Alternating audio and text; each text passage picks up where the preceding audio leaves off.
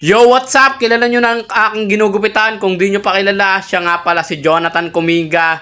Nagbabasketball yan. Kita nyo naman, napakagwapo. Hindi ko pa siya ginugupitan, pero ewan ko, nakangiti na siya, di ba? Nakikita nyo, napakasaya na tropa. Ewan ko ba kung bakit napakasaya niya na habang ginugupitan ko siya. Nakikita nyo naman, oh, kung gaano niya nagugustuhan yung ating ginagawa dyan. May pinakita nga pala siyang gupit dyan, pero hindi ko na pinakita sa video kasi hindi ko na pinakita, di ba? Ayan, ginagawa ko na lang yung ginagawa kong naiisip ko. Nasa likod ko nga rin dyan yung mga tropa niya na supportive sa kanya. Sinamahan pa siya magpagpogi. Hagod-hagod lang tayo. Kinakaladgad ko na nga yung aking clipper, ang aking razor. Nakikita nyo naman kung gaano yan nakangiti ang aking gamit sa pagtabas sa kanya. Tinatanggal ko na nga lang din tong mga nasa ilalim na mga buhok na hindi ko tinanggal kanina. Ngayon tatanggalin ko na. Ayan nga pala, masaya na ang ating tropa. Kahit lapitan mo talagang satisfied siya. Kita naman sa pagbumuha, di ba?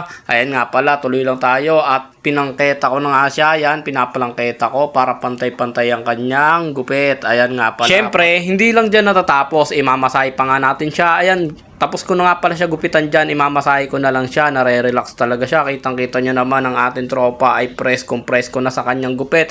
Malapitan, napakabango na.